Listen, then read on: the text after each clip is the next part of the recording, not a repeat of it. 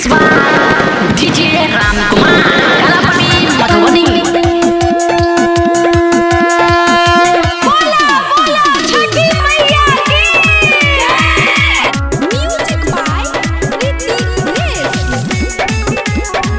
अभी सुन रहे हैं विराट म्यूजिक की शानदार प्रस्तुति।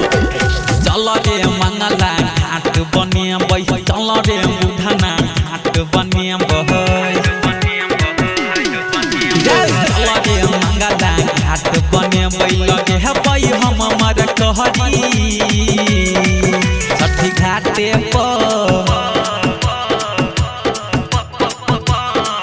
छठी घाटे पर हमर मौसी फोड़ाई फूल झड़ी, छठी घाटे पर हमर मौसी फोड़ाई फूल झड़ी।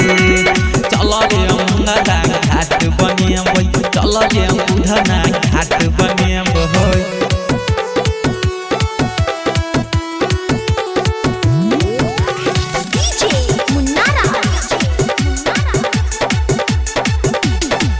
मौसी माथे पर दौड़ा उठा के देखी दौड़ रहल चलही छ, हाथ में बम के पाई के टलक के छुरा छुरा फोड़ही छ।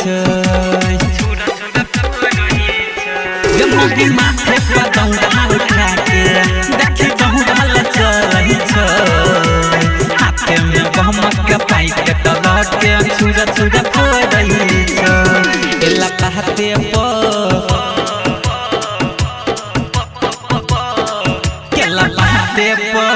पहते देख सुगा मारई किल करी, छठी घाटे पर हमर मौसी फोड़ाई फूल झड़ी।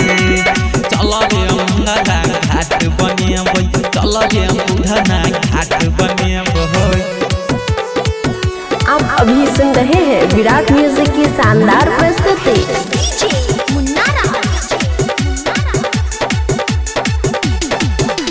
नारियल सपावा केला हाटे से आन के और खतही छै मौगी हमर घोखताइन के रे भाई देखी नारियल सपावा केला हाटे से आन के और खतही छै मौगी हमर घोखताइन के। रेटर पंकज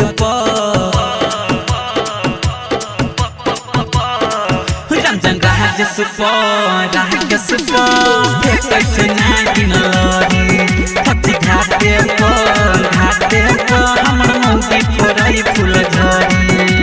चल रे मंगला घाट बने बई, चल रे बुढ़ना घाट बने बहई।